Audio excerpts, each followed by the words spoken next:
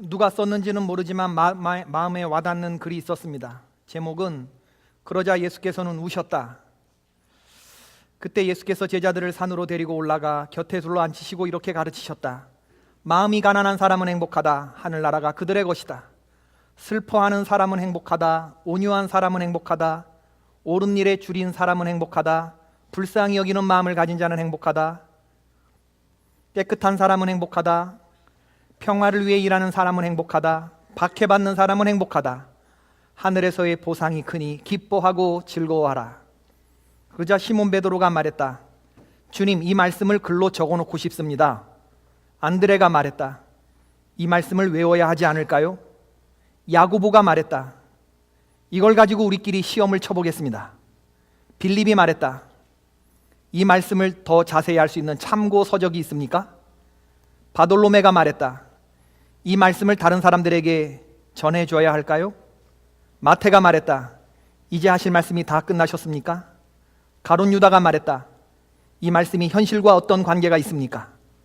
그리고 그 자리에 참석했던 바리새인 중에 하나는 예수에게 앞으로 하실 수업 계획서를 달라고 요청하면서 그 가르침의 최종적인 목표가 무엇이냐고 물었다. 그러자 예수께서는 우셨다. 제자들의 이런 반응을 보고 예수님이 우셨어요. 왜 우셨을까? 우리 생각에는 나름대로 열심히 한다고 했는데 예수님의 의도와는 전혀 다른 신앙생활을 한 것은 아니었는지 스스로 돌아보게 됩니다. 예수님을 사실은 울게 만들면서도 우리끼리는 예수님을 미소 짓게 하는 신앙생활을 하고 있다고 우리가 그렇게 착각하며 살아간 것은 아닐까? 지난 주간에 우리는 요한복음 11장과 12장을 묵상하였습니다. 예수님은 많은 표적을 보여주시면서 당신이 하나님의 아들이심을 증거하셨죠. 그런데 결론적으로 사람들은 예수님을 믿지 않았습니다.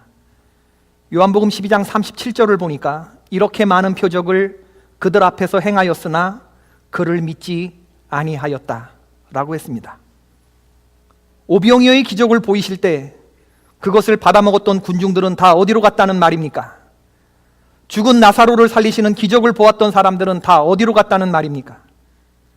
예수님 예루살렘에 입성하실 때 종려나무 가지를 흔들면서 호산나 찬송하리로다 주의 이름으로 오시는 이여 외쳤던 군중들은 다 어디로 갔단 말입니까? 많은 표적을 사람들 앞에서 행하였지만 그를 믿지 아니하였다고 했는데 그 사람들 다 어디로 갔다는 말입니까? 우리는 요한복음을 보면서 예수님을 알았지만 구원에 이르지 못하는 병든 믿음을 가졌던 세 종류의 사람을 보게 돼요. 첫 번째 부류는 대제사장 가야바로 대표되는 사람들이죠. 이들은 예수님을 대적하였습니다. 악심을 가지고 누구보다 화려하게 제사를 드렸을 사람들이고 율법의 정통에 있었을 사람들이고 메시아 그리스도가 어떤 존재인지도 알고 있었던 사람들입니다. 그러나 그들의 눈앞에 하나님의 아들이 계신데도 그들은 거기에 귀를 막았습니다. 오히려 그분을 죽이고자 모의했습니다. 이들은 악한 사람들입니다. 이런 사람들이 모여 교회를 이루었다면 그것은 예루살렘 교회쯤 되겠죠. 그건 하나님이 원하시는 교회가 아니라 강도의 구렬쯤 되었을 겁니다. 자신들은 잘하고 있다고 생각했겠지만 예수님 보시기에는 화 있을진저 독사의 자식들아. 그리고 그들의 세운 교회는 그저 성전 정화의 대상이었을 뿐입니다. 두 번째 부류는 예수님이 행하시는 표적만을 보고 따라다닌 무리들이죠. 달면 삼키고 쓰면 뱉었던 사람들. 예수님을 따라다니기는 했지만 예수님에게 구한 것이 썩지 아니할 양식이 아니라 썩을 양식을 구하고 다녔던 사람들. 예수님께 붙들린 인생을 살려고 애초부터 생각이 없었던 사람들. 예수님을 통해서 자기들의 헛된 욕심을 투영하고자 했던 사람들. 그런 사람들이 교회를 세웠다면 라오디게아 교회쯤 되겠죠. 예수님을 문 밖에 세워둔 교회, 예수님과 관계없는 교회, 그러면서도 스스로는 나는 부자라 부족한 것이 없다고 착각하며 살았던 성도들, 그들의 교회들. 세 번째 부류의 사람들은 예수님을 믿기는 믿되 드러내놓고 믿지 못했던 약한 믿음을 가진 사람들이 있습니다. 이들이 드러내놓고 믿지 못했던 것은 출교를 당할까 두려워한 까닭이요 사람의 영광을 하나님의 영광보다 더 사랑한 까닭이라고 했습니다. 하나님의 영광을 사랑하지 않은 게 아니라 사람의 영광을 조금 더 사랑했을 뿐이죠. 입으로 예수님을 구주로 시인할 뻔했지만 결국엔 못했던 사람들. 그래서 하나님도 저들을 내 백성이라고 시인할 뻔했지만 결국엔 하나님도 그렇게 하지 않으셨던 사람들. 속으로 두 마음을 품은 사람들. 세상의 영광과 하나님의 영광을 동시에 구하려고 했던 사람들. 이런 사람들이 교회를 세웠다면 4대 교회쯤 되겠죠. 살았다 하는 이름은 있으나 실상은 죽은 교회, 죽은 성도들. 이런 성도들을 바라보면서 예수님이 우시지 않았을까? 오늘 본문에는 연약한 믿음을 가진 여인 하나가 서 있습니다. 그 여인은 마르다죠. 오빠 나사로의 죽음 앞에서 절망했던 여동생입니다. 사랑하는 사람을 잃은 슬픔과 절망에 빠져 있어요. 주께서 여기 계셨더라면 내 오라비가 죽지 아니하였겠나이다. 이 말에는 예수님을 향한 약간의 원망이 섞여 있죠. 주님이 있었으면 우리 오빠는 죽지 않았을 거다. 예수님이 안 계셨기 때문에 우리 오빠는 죽었다. 주여, 죽은 지가 나흘이 되었음에 벌써 냄새가 나나이다. 이 말에는 자포자기와 무기력 그리고 불신이 담겨 있습니다. 죽은 지 나흘이 되어서 냄새가 나는 사람을 예수님이 오셨다 한들 어떻게 할 수 있겠느냐라고 하는 그런 뜻이 담겨 있죠. 이런 마르다의 반응과는 달리 나사로의 죽음을 두고 예수님은 어떻게 말씀하시고 어떻게 행동하셨습니까? 나사로가 죽었다는 소식을 처음 전해 듣고 예수님 하신 말씀, 우리 친구 나사로가 잠들었도다. 그러나 내가 깨우러 가노라. 할렐루야. 내 오라비가 다시 살아나리라. 나는 부활이요 생명이니 나를 믿는 자는 죽어도 살겠고 무릇 살아서 나를 믿는 자는 영원히 죽지 아니하리니 내가 이것을 믿느냐. 돌을 옮겨 놓아라. 그리고 무덤 앞에 서신 채로 나사로야 나오라. 수족을 배로 동인 채로 나오는 나사로를 보시고 풀어 놓아 다니게 하라. 예수님은 그 죽음 앞에서 마르다는 절망하고 자포자기하고 그렇게 울고 있는데 예수님의 말씀과 행보에는 전혀 거침이 없으세요. 죽은 지 나흘이나 되어서 시체에서 썩는 냄새가 남에도 불구하고 무덤 앞에 서서 나사로야 나오라고 외치십니다. 그리고 풀어 놓아 다니게 하라. 역사상 이렇게 무덤 앞에 서서 죽은 사람을 대고 나사로야 나오라고 말했던 사람이 누가 있습니까? 누가 이런 일을 감히 흉내조차 낼 수가 있겠습니까? 죽음이 휘둘러대는 광포한 힘, 절망과 무기력, 원망스러운 현실 앞에서 그 모든 것을 일거에 날려버리는 이 담대한 선포를 한 사람이 역사상 누구냐? 이런 선포를 할 수 있는 이가 하나님이 아니고서는 누가 이런 죽음의 위협 앞에서 이런 선포를 할 수 있겠느냐? 바로 이분이 부활이요 생명의 주가 되사 저와 여러분의 곁에 계시는 예수 그리스도이신 줄로 믿습니다. 저는 오늘 마르다에게 하신 예수님의 말씀에 주목하려고 그래요. 그것은 예수님이 믿음이 약한 마르다에게 하신 말씀인데 나는 부활이요 생명이다 하고 말씀하셨어요. 헬라어 표현으로는 에고 에이미, 나는 뭐뭐이다, I am 뭐다, 이런 표현인데 이것은 예수님이 전하시는 메시지 중에서 아주 강력한 표현의 방식입니다. 주님을 믿고 따르는 사람들이 2% 부족한 믿음을 갖고 있을 때 예수님께서 그의 마음에 문신 새기듯이 내가 어떠한 존재인가를 분명히 말씀하실 때 하셨던 표현법, 에고 에이미.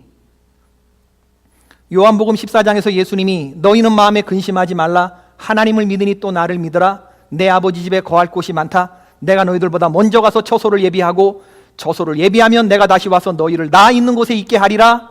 도마가 의심하면서 물어봤죠. 주여 어디로 가시는지 우리가 알지 못하거늘 어디로 오라고 하십니까? 그때 예수님은 에고 에이미, I am the way, 나는 길이요 진리요 생명이다.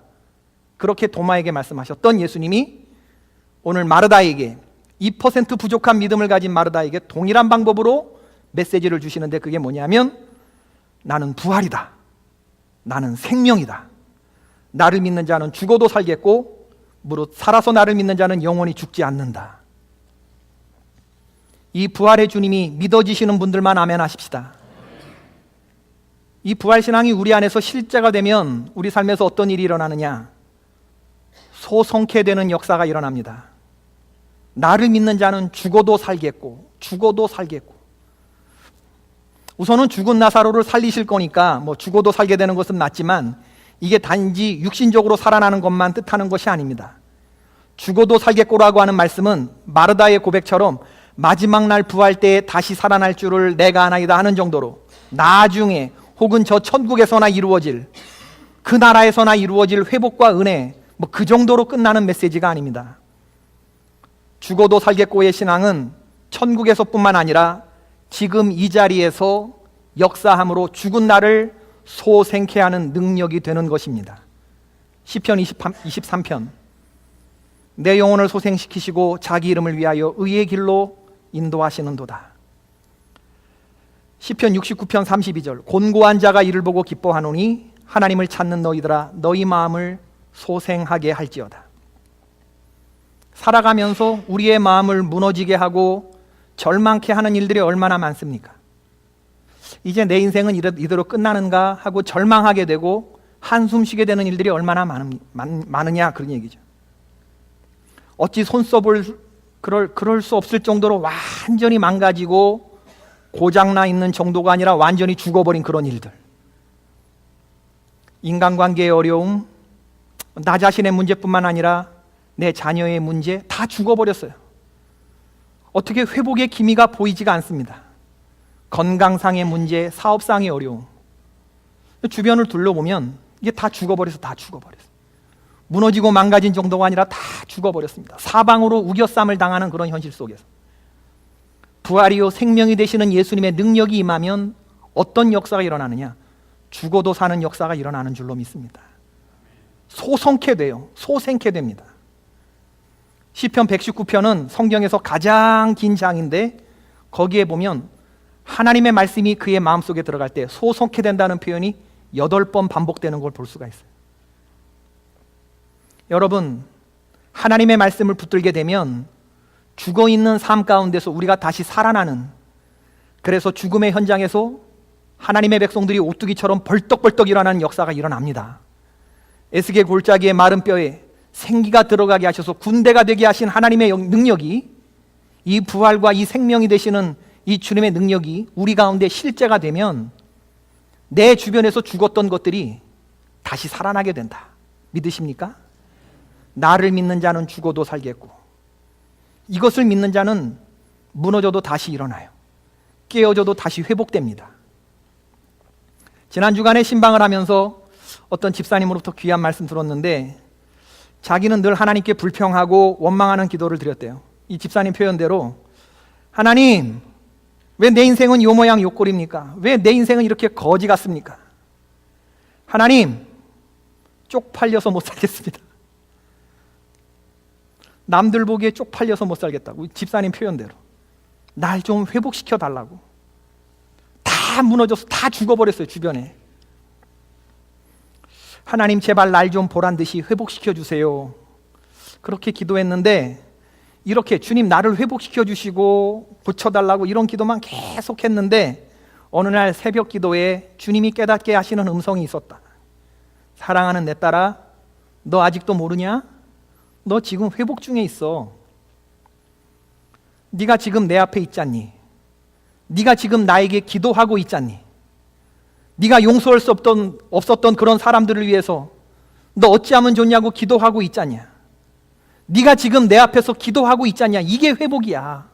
그런 음성을 하나님이 들려주시더라는 거예요. 이게 회복이라고. 새벽마다 요한복음의 말씀을 들으면서 네가 그 예수님에 계신 현장에 있는 것처럼 생각하고 말씀을 받지 않냐? 이게 회복이야. 네가 이제부터 나 같은 고통당하는 사람 만나 전도하려고 하는 그런 마음을 품고 있지 않냐? 이게 바로 회복이다. 주님이 그런 말씀을 들려주시더라는 거예요. 신방하러 갔다가 제가 신방 받고 왔습니다. 얼마나 은혜가 되는 말씀인지. 부활의 주님이 내게 실제가 되면 그분이 우리에게 소생케 하는, 죽어도 살겠고 하는 이 믿음을 우리에게 주셔요. 예수의 생명이 내 안에서 역사하게 되는 것입니다. 두 번째로는 무릇 살아서 나를 믿는 자는 영원히 죽지 아니하리니. 이게 또 무슨 말씀인가? 영원히 죽지 않는다고 하시니까 천국에서 영원히 사는 영생을 말하는 것이 아닐까? 맞지 뭐. 천국에서 영원히 사는 거 맞죠.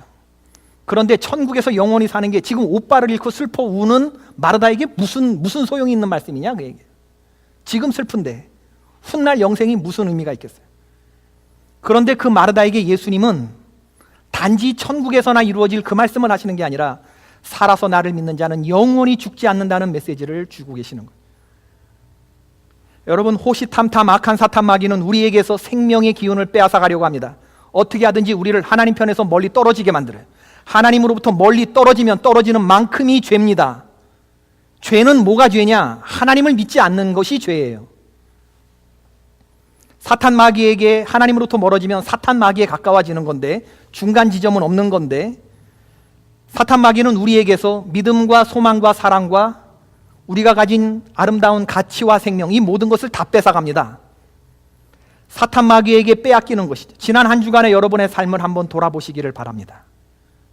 여러분이 혹시 두려움 가운데 있었다면, 염려와 근심과 걱정에 사로잡혀 살았다면, 여러분의 마음속에 까닭 모를 분노가 일어났다면, 그건 지금 여러분 가운데에 사탄의 노략질이 진행 중인 것입니다. 사탄에게 빼앗기고 있는 중이고, 여러분의 영혼이 지금 무너지고 있다고 하는 그런 증거죠. 반면에 상황은 다 죽어가고 사방으로 우겨쌈을 당하고 사람들이 거꾸로 트림을 당하고 뭐 이런 일들을 당하지만, 그러나 내 마음속에 기쁨이 있고 내가 쉬지 않고 기도의 자리에 나아가고 모든 상황 속에서 하나님께 감사한다고 고백할 수 있었다면, 그건 빼앗기지 않고 그건 지킨 것이죠. 주님이 나를 지켜주신 것이죠. 부활이요 생명이 되신 주님께서 영원히 사는 길로 우리의 길을 인도해 주신 것입니다. 부활과 생명이 되시는 예수님이 내 안에 지켜주시면 사탄의 어떤 환경 속에서도 내 마음이, 사탄이 우리의 마음을 노략질할 수가 없어요. 그리고 예수님은 마지막으로 우리에게 하나의 질문을 던지시죠. 이것을 네가 믿느냐? 정말 중요한 질문이에요. 죽어도 살겠고의 역사, 영원히 죽지 않고 하나님 나라 갈 때까지 심령이 강건하게 지켜지는 이 소생의 역사, 지켜주심의 역사가 내게 일어날 줄로 네가 믿느냐? 이 질문에 우리가 아멘 하고 대답할 수 있다고 한다면 부활신앙이 우리에게 실제가 된 것이죠. 근데 우리의 문제는 뭐냐면, 이게 믿어지지 않는다는데 우리의 문제가 있어요. 나도 정말 간절히 믿고 싶어요. 신앙생활 억지로 끌려가면서 하는 게 아니라 자발적인 믿음을 갖고 싶은데 이 부활의 예수님이 믿어지지 않는 거예요. 믿어지지 않는 거예요. 믿어지면 열심히 믿을 것 같은데 믿어지지 않으니까 이걸 어떻게 하면 좋겠느냐. 예수님의 제자들도 그랬죠. 부활하신 예수님이 몇 차례나 나타나셔서 만져봐라, 넣어봐라 다 했지만, 베드로도 적어도 부활하신 예수님 40일을 세상에 계셨는데 3번 이상 만났는데, 결국에 베드로가 보인 반응은 뭐냐면 나는 물고기 잡으러 가노라. 부활하신 예수님을 만나고도 제자들은 다 생업의 현장으로 돌아갔어요. 왜 이런 일이 일어나느냐? 성령의 권능을 받지 못했기 때문입니다.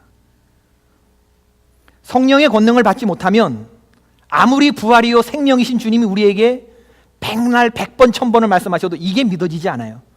성령이 역사하셔야 이 마음이, 강팍한 마음이 녹아지고 이게 믿어지는 것입니다.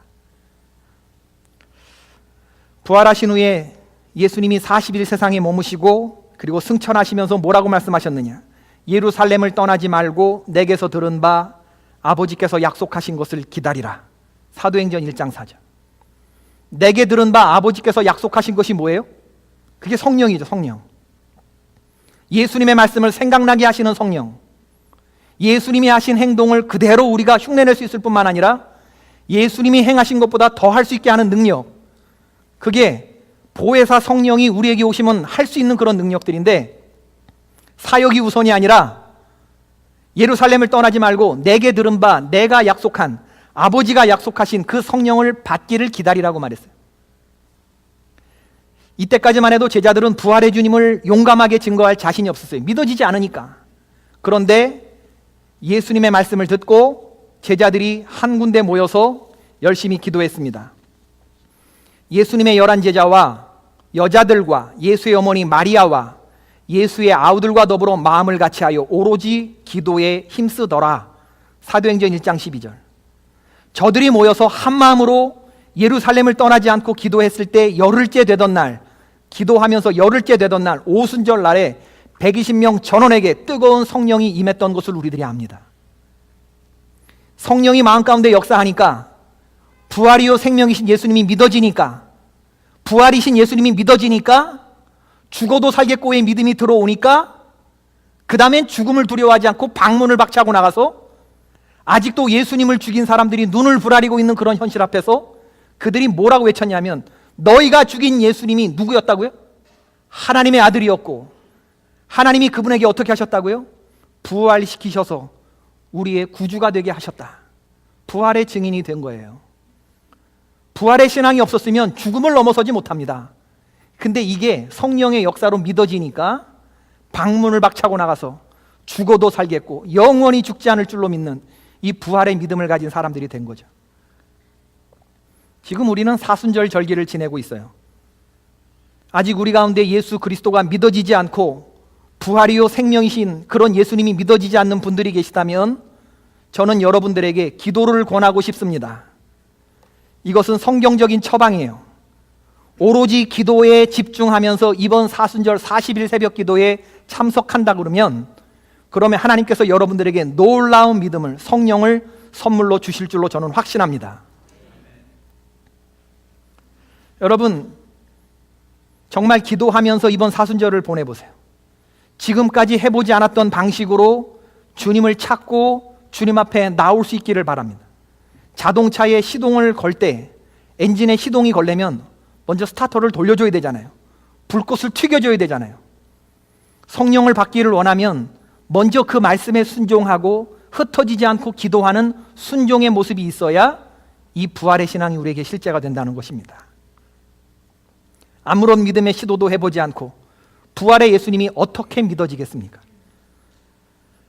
최근에 어떤 집사님이 휴대폰 카톡에 대문글에 써놓으신 글을 보고 제가 너무나 공감했어요. 뭐라고 썼냐 하면, 어제와 똑같은 삶을 살면서 다른 미래를 기대하는 것은 정신병 초기 증세다. 따라해 볼까요? 어제와 똑같은 삶을 살면서 다른 미래를 기대하는 건 뭐라고요? 정신병 초기 증세다. 제가 이 말씀 이렇게 적용했어요. 우리의 믿음 생활이라는 것이 어제도 기도 안 했고 오늘도 기도 안 했는데 부활이요 생명이신 예수님이 내 안에 실자가 되기를 바라는 건 어떤 증세야? 정신병 초기 증세입니다. 믿음의 정신병 초기 증세. 어제와 똑같은 삶을 살면서 다른 미래를 기대하는 것은 정신병 초기 증세다. 딱 얻어맞는 것 같은 그런. 여러분은 지금 어떤 믿음의 실험을 하고 계십니까? 주님을 제대로 믿고자 하는 마음이 있다면 제대로 된 믿음의 시도가 있어야 되는데, 마가의 다락방 120문도는 그냥 성령 체험한 것이 아닌데, 부활의 신앙이 그냥 값없이 그렇게 실제가 된 게 아닌데, 믿어지지 않지만 순종하면서 그 자리에서 기도했을 때 하나님의 은혜가 임했던 건데, 우리는 지금 어떤 은혜를, 어떤 믿음의 시도를 구하고 있느냐? 주님이 우리를 그렇게 책망하시지 않겠습니까? 어제와 똑같은 그런 나약한 모습을 보이면서 너의 믿음이 깊어지기를 바란다는 건 있을 수 없는 일이 있을 수 없는 일. 어제와 똑같은 오늘을 살면서, 어제와 똑같이 오늘 죄짓고 살면서, 하나님과 전혀 상관없는 삶을 살면서 이러한 죽어도 살겠고의 믿음이 있기를 바라는 건 정신병 초기 증세지. 주님께 표적을 다 보여달라고 구했던 성도들은요, 주님을 다 떠났습니다. 주님이 찾으시는 믿음의 표적을 보여드리는 주의 종들이 되기를 주의 이름으로 축원합니다. 주님께 표적을 보여드리지 말고 주님이 찾으시는 표적을 보여드리는 믿음의 성도들이 되라. 우리의 믿는 모습을 보시면서 주님이 미소를 지으셔야 합니다. 주님을 울게 만들어서는 안 됩니다. 본문에 말하는 예수님께 마지막 날에 우리 오빠가 부활할 줄로 믿는다 라고 나이스한 대답을 했는데, 이건 믿음의 대답이 아니었어요. 이건 사실상 믿지 못하겠다는 대답이었습니다. 이런 대답은 주님을 감동시키지 못합니다. 믿음의 대답이 아니었기 때문입니다. 예수님이 듣고 싶은 대답은 뭐냐면, 주여 그러하외다. 주는 그리스도시요 세상에 오시는 하나님의 아들이신 줄 내가 믿나이다. 이 고백을 주님이 듣고 싶은 거예요. 2015년이 시작되었습니다. 신정도 지나고 구정도 지나고 오늘이 2월의 마지막 주일이죠. 벌써 2달이 지나지 않았습니까? 올해 여러분의 신앙생활과 관련해서 주님께 품은 소원은 무엇이었습니까? 내 죄의 형벌을 대신 짊어지시고 십자가에서 살을 찢기고 피 흘려 돌아가신 예수님, 나 죽고 너 살아라 하신 예수님, 우리가 그 십자가의 사랑을 알았다면 이제 나 죽고 예수님 사는 그러한 삶을 살기로 우리가 그렇게 생각했다면, 여전히 같은 자리를 맴돌고 있다면 우리의 믿음이 대제사장 가야바나 거짓 믿음을 가졌던 사람이나 연약한 믿음을 가졌던 관원들의 믿음과 뭐가 다르냐는 거예요. 예수님은 요한복음 2장에서 가나에서 물로 포도주를 만드신 그런 기적을 보여주심으로 우리의 삶의 잔치의 여흥이 끊어지지 않는 축제와 같은 삶이 이루어지기를, 계속해서 진행되기를 원하셨어요. 이게 첫 번째 기적. 마지막 기적은 뭐냐면 요한복음 11장에서 죽은 나사로를 살리심으로 죽어도 살겠고 부활이요 생명이신 예수님 믿으면 어떤 환경 속에서도 굴하지 않고 매일매일 일어나는 이런 힘을 공급받는 말씀을 해주셨다고요. 주님이 우리에게 바라시는 모습은 죄와 사망에 휘둘리면서 무기력하게 있는 모습이 아니라 매일매일 잔치와 같은 삶, 주님 모시고 능력 있게 나아가는 삶, 이게 주님이 우리에게 허락하신, 이게 능력이고 이게 기대의 모습입니다. 창조주 하나님의 아들이 이 세상에 오셨다 가셨습니다. 그분이 우리를 위해서 이루신 구원 사역이 대충 하고 가셨겠습니까? 완전한 치유와 회복과 하나님의 아들이 십자가에서 이루신 능력은 우리를 고치는 정도가 아니라 완전히 새로운 피조물로 거듭나게 하고 완전히 달라진 삶을 살 수 있게끔 그런 삶을 살게 하셨습니다. 여러분, 이런 삶을 살고 싶지 않아요? 작년하고는 다르게 올해 이런 주님을 좀 만나고 싶지 않습니까? 탤런트 차인표가 TV에서 간증한 말, 나는 예수 그리스도를 만났습니다. 이전에 행하던 일들을 끊게 되었습니다. 내 안에 계신 분이 자연스럽게 그것을 끊을 수 있게 힘주셨습니다. 저는 이제 룸사롱을 다니지 않습니다. 그러자 이경규가, 아 진짜? 그럼 재미없을 텐데? 과거에 그럼 함께 술 마시던 김 사장님, 박 사장님하고의 인간관계는 어떻게 됐습니까? 예, 당연히 끊어졌습니다. 그럼 재미없을 텐데? 예, 그런 재미는 없어졌습니다. 그러나 전혀 다른 계통에서 일하는 새로운 분들을 만나게 됐고, 이전에 행하던 재미보다 지금 행하는 재미가 만 배나 더 기쁩니다. 여러분, 같은 예수를 믿어도 좀 이런 고백이 다른 사람들에게 얼마나 큰 감동을 주는지 몰라요. 같은 주님을 섬겨도 이렇게 스파크가 일어나고 부활의 주님이 실제가 되어서 그 주님 바라보면서 오늘의 모든 죽어있는 것들을 보면서도 예수님과 똑같이 우리가 말할 수 있어요. 내 영혼에 대해서 일어나라 라고 말할 수 있고, 또 그 죽음 가운데 죽어가는 우리의 주변 사람들에게 내가 명하노니 일어나라, 예수님과 똑같이 말할 수 있는 사람이 우리가 되어가는 것입니다.